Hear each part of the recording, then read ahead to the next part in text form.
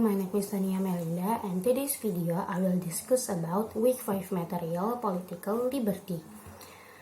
According to Isaiah Berlin from Two Concepts of Liberty 1959, there is two concepts of liberty. First, there is negative liberty. Negative liberty is absence of coercions or repressions.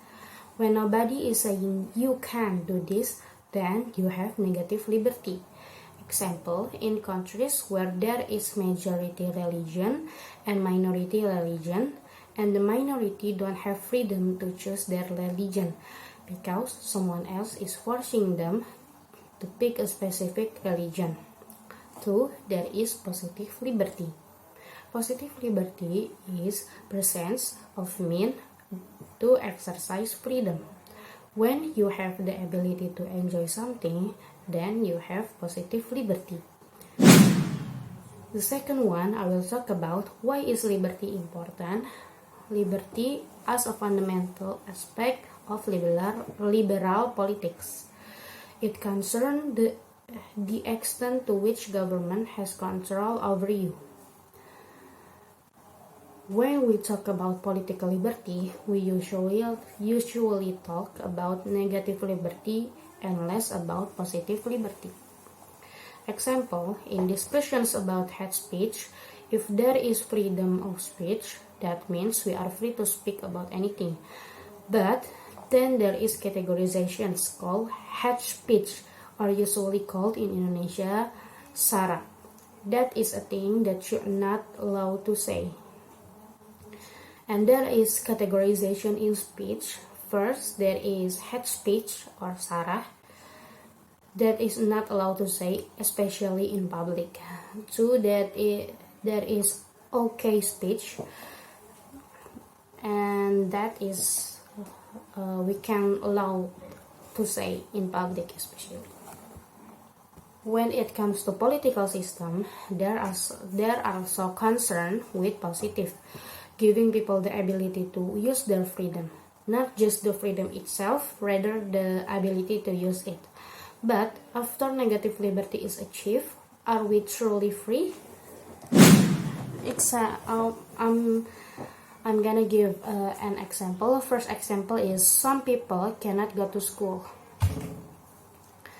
The government tell us that you actually free to go to any school you want, but something that is not discussed is thing like why more university is expensive and some university so cheap.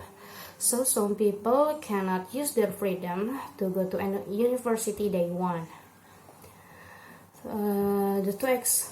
Example number 2 is some people cannot get work. There is Kartu Prakerja. Only some people can qualify for that, even though the government say anyone can apply.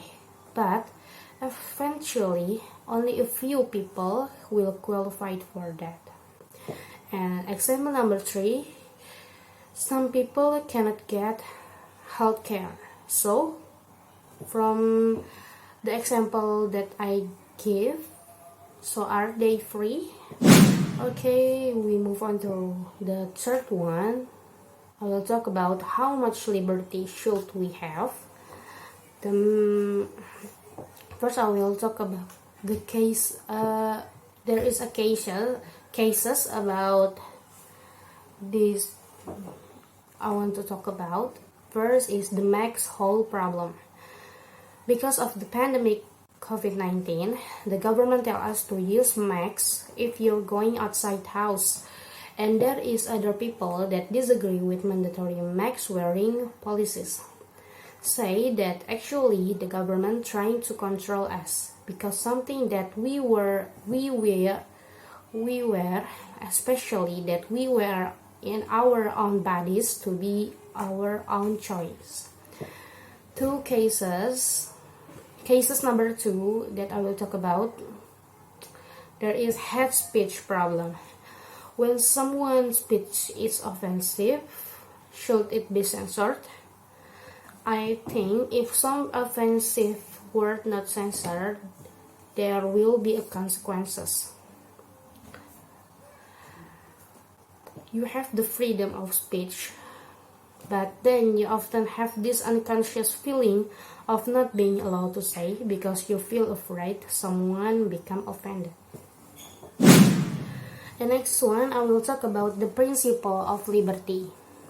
According to John Stuart Mill from On Liberty, that the only purpose for which power can be rightfully exercised over any member of civilized community against his will is to prevent harms to others.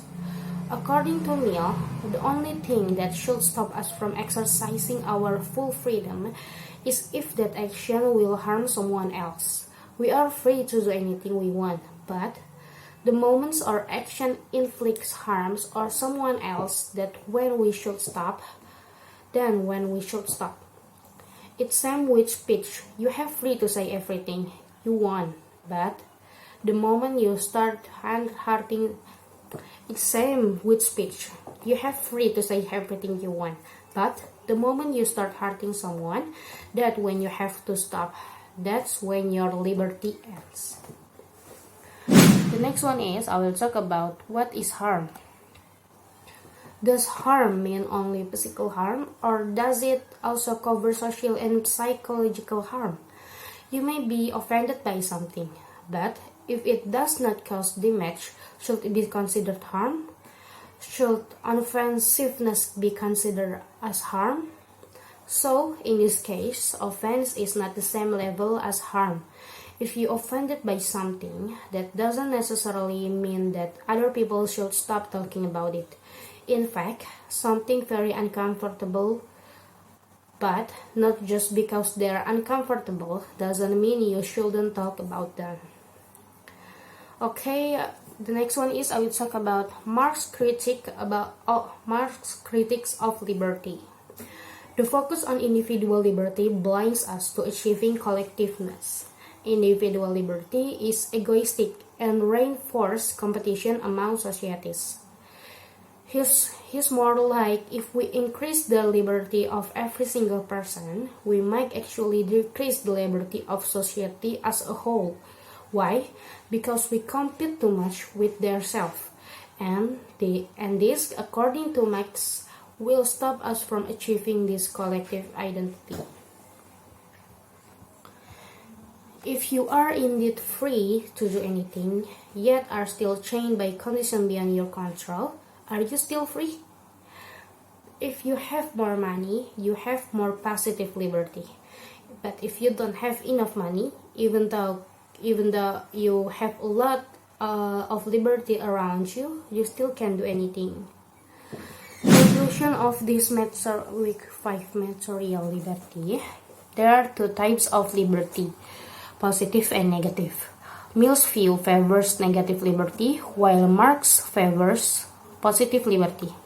These two liberties may conflict with one another. I think that's all I can discuss today. Thank you for watching and bye!